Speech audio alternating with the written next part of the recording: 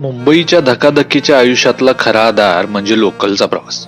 प्रत्येक स्टेशन म्हणजे कुणाचं तरी स्वप्न, कुणाचं तरी गंतव्यस्थान आणि याच लोकलच्या प्रवासाने आजच्या दिवसाची सुरुवात होते. ही आहे 1887 साली बांधलेली व्हिक्टोरिया टर्मिनस, अर्थातच आजचे छत्रपती शिवाजी महाराज टर्मिनस. बाहेरून पाहिलं की जणू हा एक महालच वाटतो. भव्य घड्याळ, काचांच्या खिडक्या, शिल्पकला आणि दगडी कोरीव काम बघून डोळे अगदी थक्क होतात.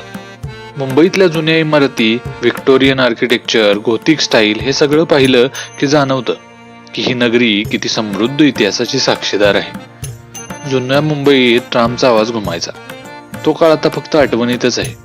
हा पण ही बेस्टची लाल बस मात्र आजही त्या काळाची परंपरा पुढे नेत आहे. आणि यानंतर पोहोचलो ते म्हणजे भारतीय स्वातंत्र्याच्या इतिहास साक्ष देणाऱ्या गेटवे ऑफ इंडियाला. 1911 साली इंग्लंडचा राजा जॉर्ज पाचवे व राणी मेरी यांच्या मुंबई भेटीच्या स्वागतासाठी हे भव्य स्मारक बांधलं गेलं. आणि समोरच दिसते ते म्हणजे 26 अकराच्या हल्ल्याची साक्ष देणारं ताज हॉटेल.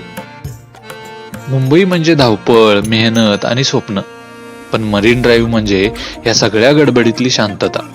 इथे बसलं की जाणवतं आयुष्य कितीही धावपळीचं असलं तरी थोडंसं थांबून क्षणभर जगणं किती सुंदर आहे. रात्री चमकणाऱ्या लाईट्समुळे क्वीन्स नेकलेस म्हणून ओळखल्या जाणाऱ्या या सुंदर ठिकाणाचा निरोप घेतला आणि मुंबईचा वडापाव खाऊन मुंबईला बाय बाय केलं. या 2 दिवसात मुंबईनं मला खूप काही शिकवलं.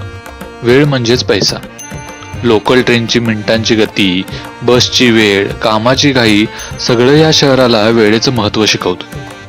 या शहराने शिकवलं की स्वप्न कितीही मोठी असली तर ती पूर्ण करता येतात.